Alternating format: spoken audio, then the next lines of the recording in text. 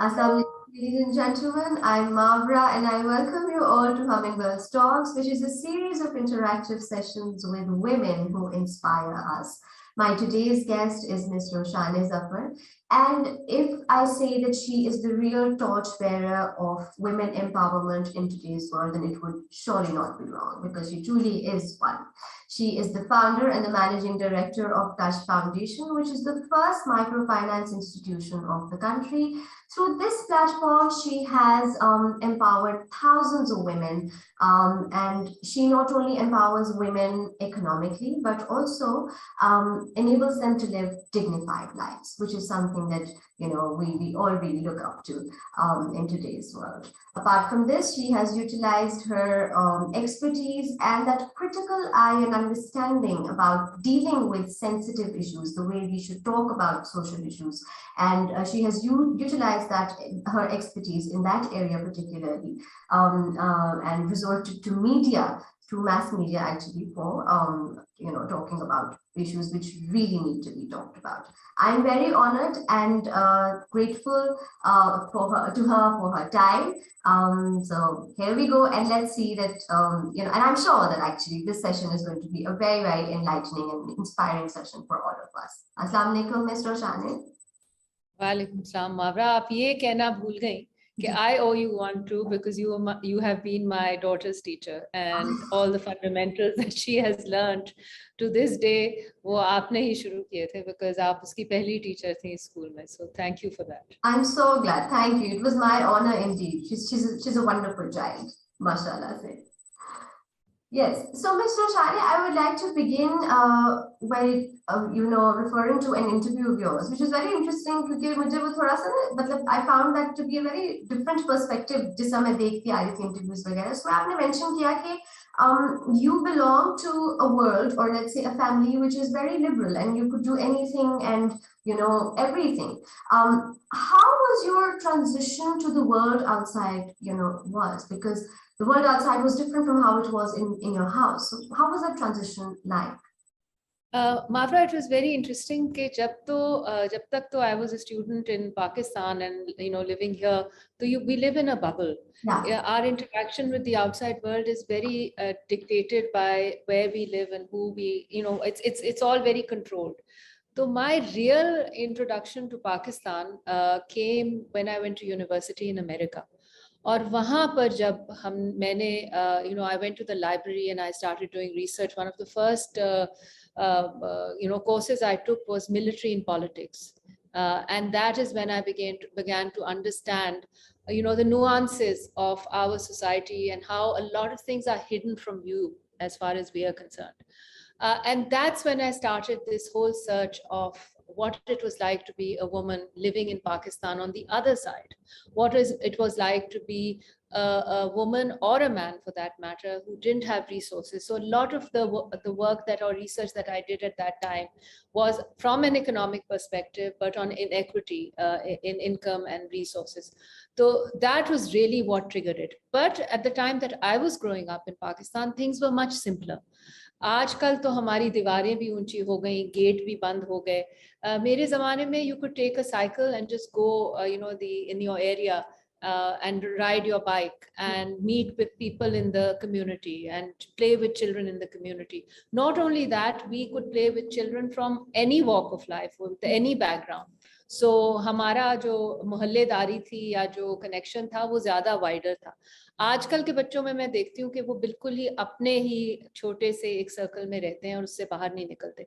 तो उसके बावजूद कि मैंने एनालिटिकली अपने माशरे को तब देखा जब मैं बाहर गई और मैंने उस पर रिसर्च की और मैंने अपने प्रोफेसर से बात की और उनके तजर्बे से सीखा और सब किताबें पढ़ी जो कि पाकिस्तान में उस वक्त हमें यहाँ नहीं मिलती थी, इतना एक्सेस नहीं था हमारे पास, इंटरनेट के ज़माने से पहले की बात है.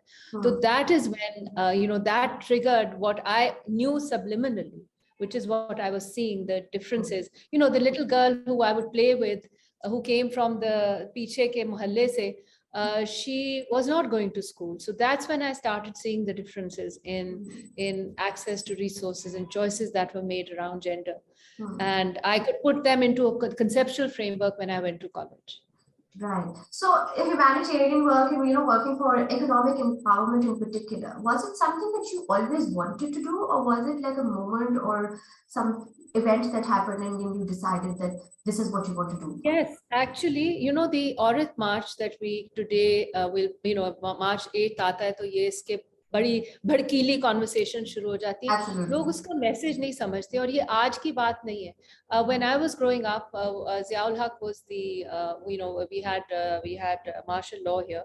So when I was in school, those were the times. And one thing that really triggered my desire to do something for the women of the country happened at that time when I was very young. I was, usually my mother would come up and pick me up at school, and one day she didn't come. So I was surprised because वो नहीं आई. तो जब मैंने पूछा पहुंच कर घर के भी वो कहाँ है, तो the answer I got was कि वो जेल में है. So I got completely shocked. Why is my mother in jail? And this was the protest, if you remember, which started the Women Actions Forum movement in Pakistan. The protest where the likes of Asma Jahangir were in the front line, trying to fight against the Hudud ordinances and all those laws that were discriminatory to women. So that stayed with me. Here was my mother, who people usually saw as a homemaker, which of course is a very important role also. I wouldn't be where I am if my mother hadn't contributed and spent those hours taking care of me. And I value that. I value homemakers also. And I think we need to acknowledge the unpaid care and domestic care that our mothers and sisters and women provide in this country. वरना ये मुल्क भी ना आगे चले.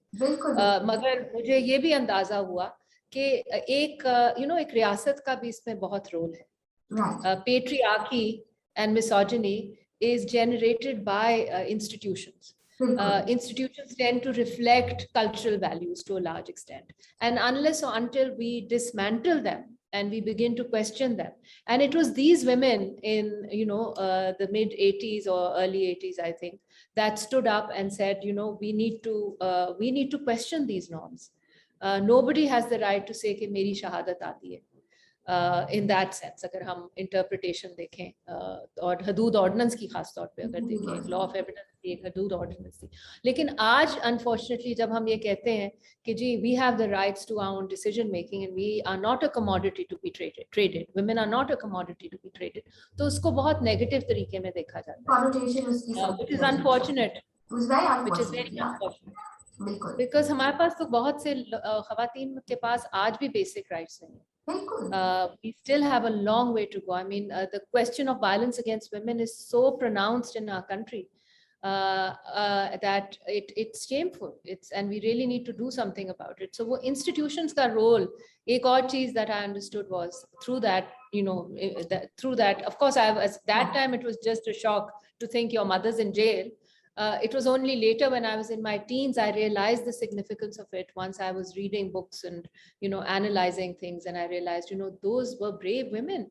They were a bunch of really brave women who went out there and said, well, we are going to stand up to a dictator and say this is not acceptable to us. So that's really what triggered my feeling. And I still remember Asma Jahangir साहिबा को अल्लाह उनको जन्नत नसीब करे, वो जब भी मुझे मिलती थी, जहाँ पे भी मिलती थी, बहुत प्यार से मिलती थी और हमेशा इस इंसिडेंट की बात करती थी मेरे साथ कि भाई ये तुम्हारी अम्मा भी हमारे साथ थी. So her expectation was that the baton is being passed on to our generation, and hopefully we will pass on to your generation to do things. And it has, I mean, you're really doing justice to all of it, Obviously, it's reflecting in what you're doing, in the amount of work that you've done, the kind of work that you've done and you continue to do for us and for, the world at large. So you just mentioned that you mentioned your mother and firstly the strong influence that she had in your life. Apart from your mother, you also come from a family of very, very strong women who are actually role models for everyone, your grandmother and then your aunt. So how was it like growing up in a house with so many role models around? How was it like? Mafra, I think it was again something we imbibed and we grew up with. तो वो मैंने कहा ना कि for me the question was not there कि मैं कुछ करूँगी नहीं. that choice wasn't there because the choice had already been made for me by my earlier generations of women who had chosen careers and who had wanted to work. I mean, for example, my grandmother was an iconic person. She lived her life on her own terms On her own. at the time when things were very, very different. Yeah. And a lot of it had to do with my grandfather because he allowed her the space. She got married to him in her mid 20s or early 20s. और उसके बाद भी उन्होंने अपना music career जारी रखा. Not only that, वो जाके रिकॉर्डिंग्स करती थी ऑल इंडिया रेडियो की हर जगह पूरे इंडिया में. कभी लखनऊ जा रही होती थी तो कभी हैदराबाद जा रही होती थी तो कभी लाहौर आना होता था. But my grandfather never stopped her. So I think that was the both things matter. It's not just about one gender saying, I am going to do this irrespective of what other people are going to say. It's the men who also have to be champions for change. And so I think the women in our family are who we are because of the male champions of change around us. So it's the women at one side who were charting new territories, and then it was also the men, like my father, for example. As I was saying, आपको मैं बता रही थी कि in my family I had 3 brothers and me, but my parents never differentiated. They never said or discriminated कि भाई भाई ये कर सकता है तो बहन ये नहीं कर सकती. ये जरूर कहा था कि मेहनत करो, तालीम हासिल करो और फिर कुछ बनो, उसके बाद you're on your own.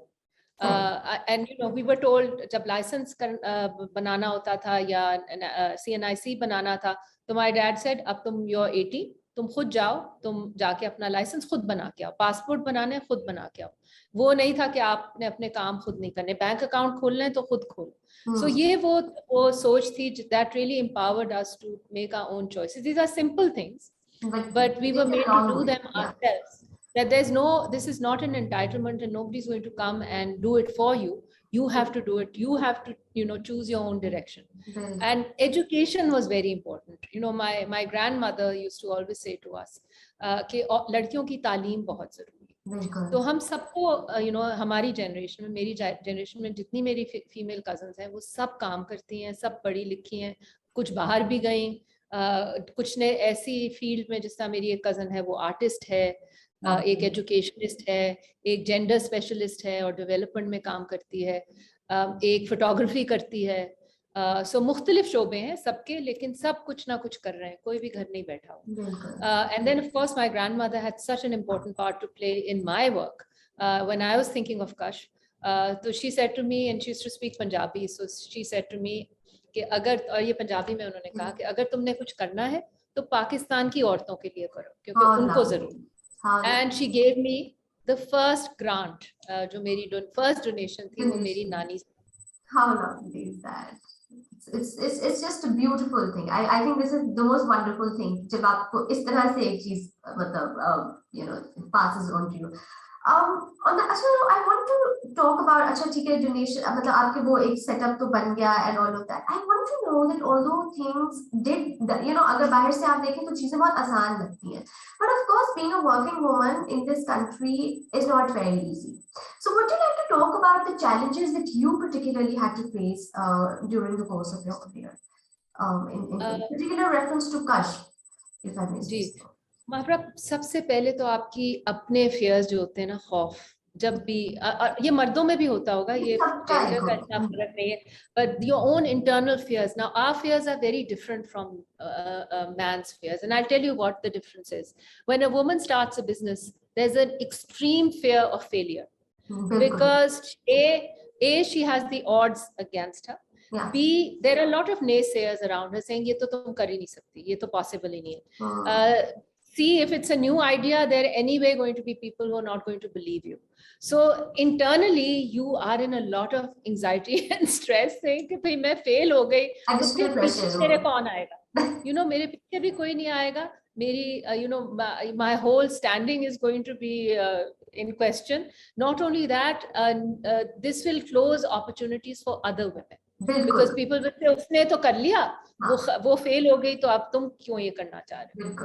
तो रास्ते खोलने के लिए ये एक बड़ा fear of failure जो है ना, at least in my case that was my biggest looming fear. I do this and there's no one to fall back on because no one's tread this path before me. I'm the first one setting this up. I'm the first one saying women matter to the economy. Give them loans and they will make good decisions. Not only that, they will earn money out of the money you give them and they will repay it back to you. And that women are good credit choices. So all of these things had to be proven and there was no model. Yes, Bangladesh का था, Dr. Yunus का था, उनका और एक जो हमें फायदा होता था जब मैं इस पे बात करती थी तो ये होता था कि जी अच्छा ये बांग्लादेश भी इस्लामिक कंट्री है तो चलो वहां अगर काम कर गया तो उनके कुछ कल्चरल नॉर्म्स हमसे मिलते हैं तो देयरफॉर यहाँ पे भी काम करेगा. सो एक तो ये थे कि आपके इंटरनल फेयर्स जो होते हैं वो आपको बहुत तंग करते हैं एंड उसके लिए मेंटर्स ढूंढने पड़ते हैं और बात करनी पड़ती है. एंड आई वाज लकी कि मेरे पास डॉक्टर यूनुस भी थे, मेरे पास मेरे पेरेंट्स भी थे जिनसे मैं बात कर सकती थी. Other people that I had around me who really guided me and strengthened me. Then the second thing is the external world. So there's an internal world you're dealing with, which is yourself and your abilities, and you question them, and your fear of failure, and your questioning, am I doing the right thing? Should I take this risk? वो तो चल रहा होता है. Then there are external, definitely a lot of external challenges.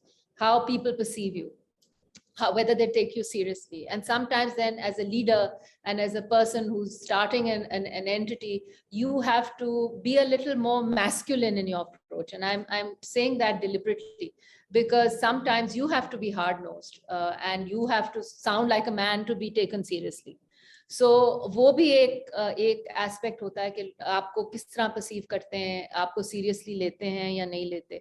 फिर of course finance is a very legal and finance become very big issues. To give you an example, शुरू में जब हमें घर रेंट करना होता था, प्रॉपर्टी रेंट करनी होती थी और उनको पता लगता था ये एक एनजीओ है जो एक खातून चला रही है और जो औरतों के लिए काम कर रही है, तो हमें रिफ्यूज कर देते थे बिकॉज द परसेप्शन वाज ये तो कोई गलत काम कर रहे हैं. ये तो वही अगर एक मर्द होता है एनजीओ चला रहा होता तो वो बिल्कुल फर्क परसेप्शन होनी थी. तो कई दफा हमें होता था लिटरली कि हमें नोटिस आ जाता था कि ये हमने प्रॉपर्टी ऑफिस के लिए रेंट की हुई है और अगले दिन हमें लैंडलॉर्ड कहता था यहाँ से निकलो.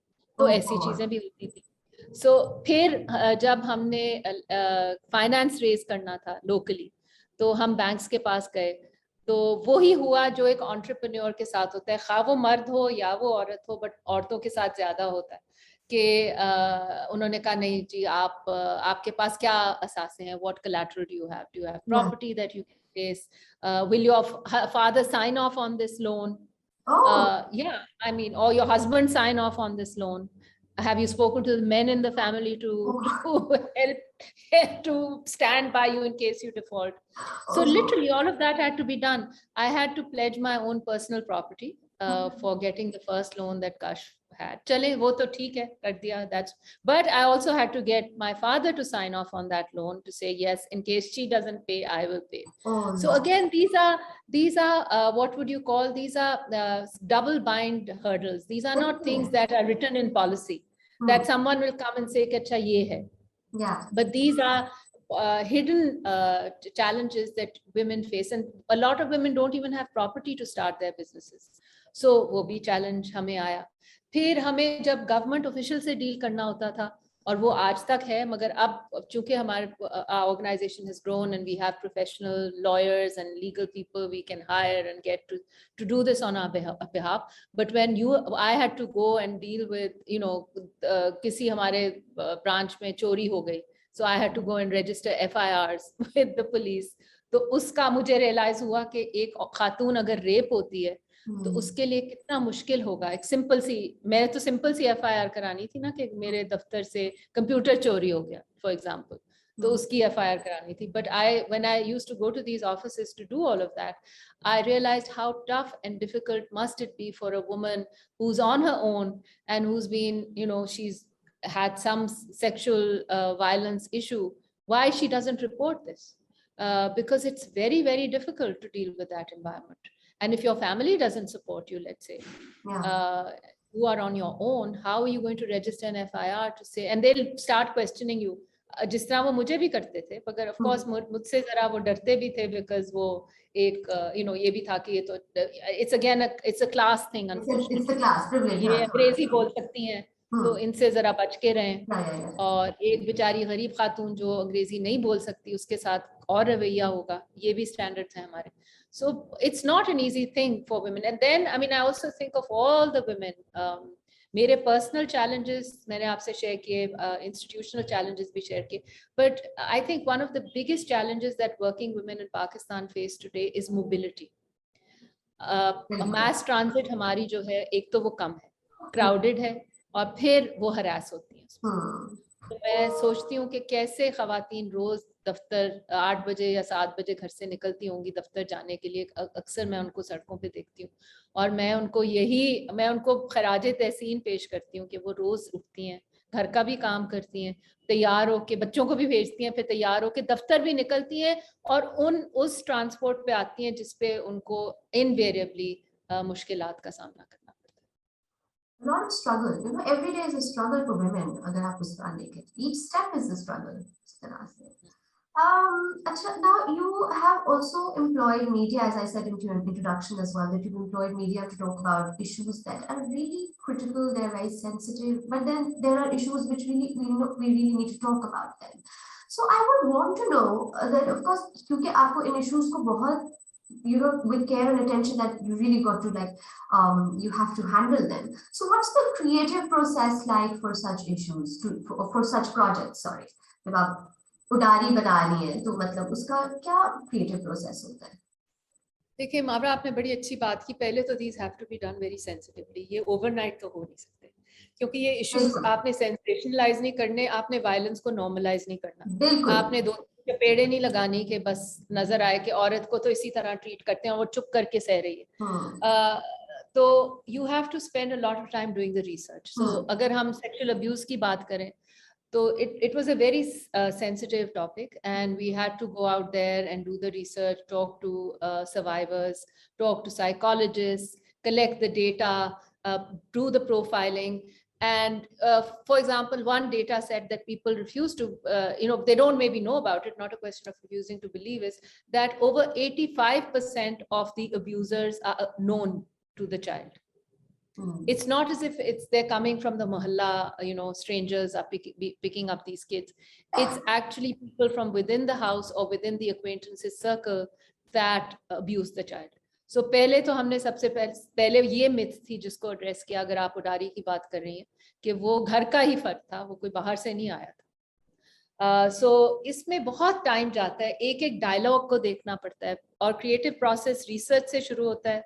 फिर एक हम क्रिएटिव वर्कशॉप करते हैं जिसमें हम मुख्तलिफ शोबों के लोगों को एंटरटेनमेंट से भी इन्वॉल्व करते हैं, एकेडमिक से, रिसर्च से, और खुद भी बैठते हैं, और उसमें हम उसका बेसिक कॉन्सेप्ट और प्लॉट जो है वो डिफाइन करते हैं और कैरेक्टर्स को डिफाइन करते हैं। 2 से 3 दिन की एक ब्रेन स्टॉर्मिंग कह लें होती है, जिसमें से then we take out the main story line, and the issues are decided beforehand. So we decide कि which topic are we going to pick up.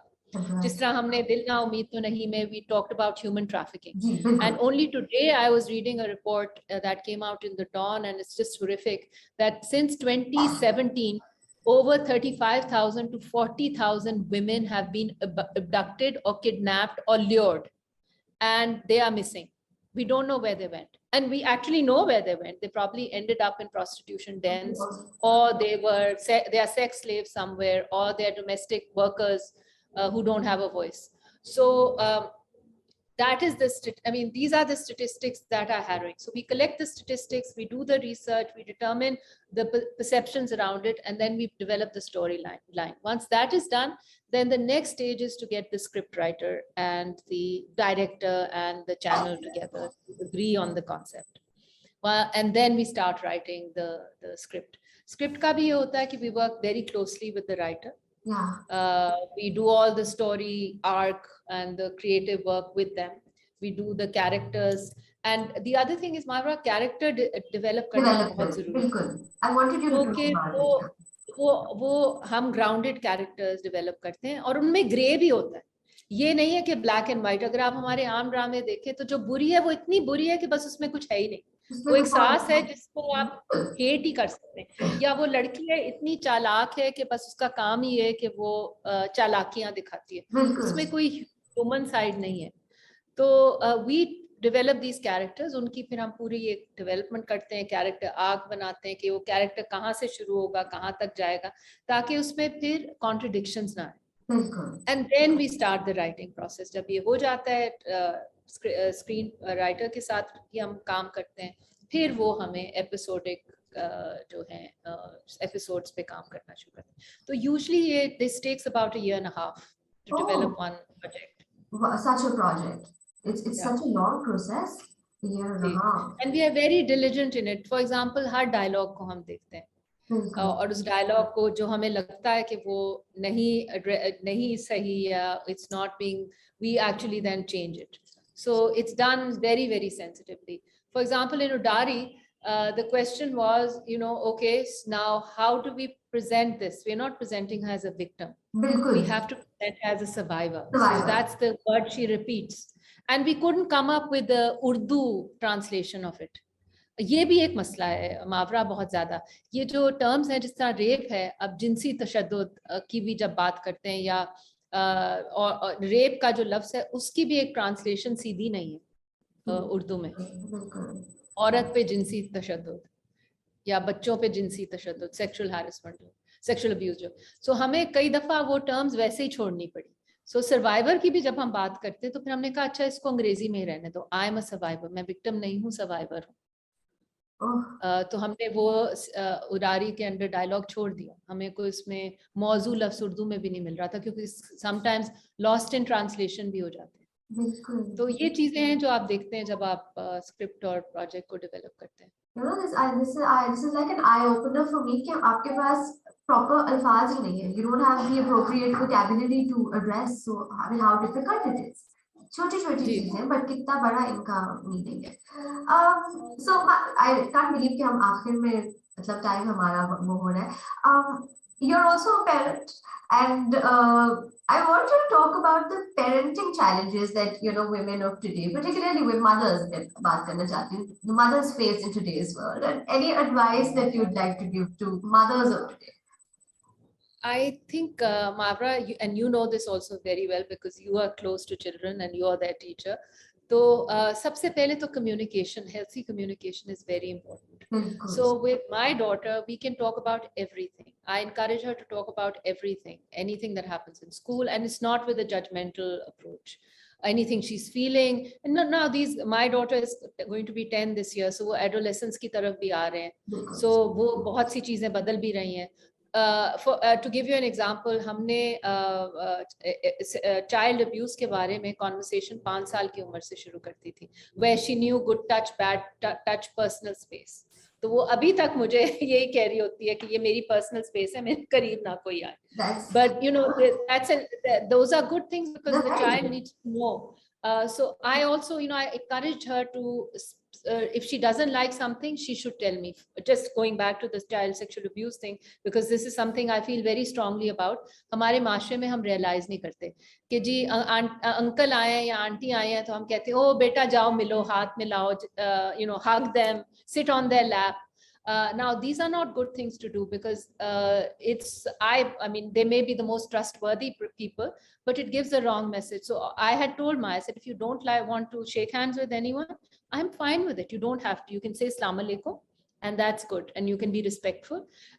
You don't have to hug anyone if you don't want to. So you can keep your distance as you feel. But हमारे माशरे में इसको बुरा समझा जाता है. So I think one of the things with us as parents is we need to really talk about all these, bad things that are out there. The same goes for now that I'm talking to, and I would again encourage all the parents, is about social media. We all know social media. It is going to be there. It's just waiting to happen for 9 to 10 years olds. By 12, they'll be on Facebook. They'll be using TikTok and Twitter and Insta, what have you. Not Twitter. Twitter is something I use, so I don't think children Instagram, Insta, yeah. So, and these are things that will affect children. So you have to teach them how to navigate this space. It's not just saying कि होगा नहीं और हम इस पे बात ना करें, तो मगर आपको जरूर बात करनी चाहिए. So my advice is communication is very important. Be open, do not judge your children. Let them, you're a parent also and you're saying no a lot of times, but also then say yes. You have to balance. That's also very important. And I think having bringing up a girl, of course, is in this, we've talked a lot about the kind of challenges women and girls face in this society. You have to equip them. If you have a girl, just equip her with, things, give her the convert. What I mean by equipping her is give her the confidence, give her the ability to assert herself. Similarly, if you have a boy, give him the ability to express his emotions, to be compassionate, to feel for others, because we discourage that in boys We and we discourage that. discourage conflict in girls.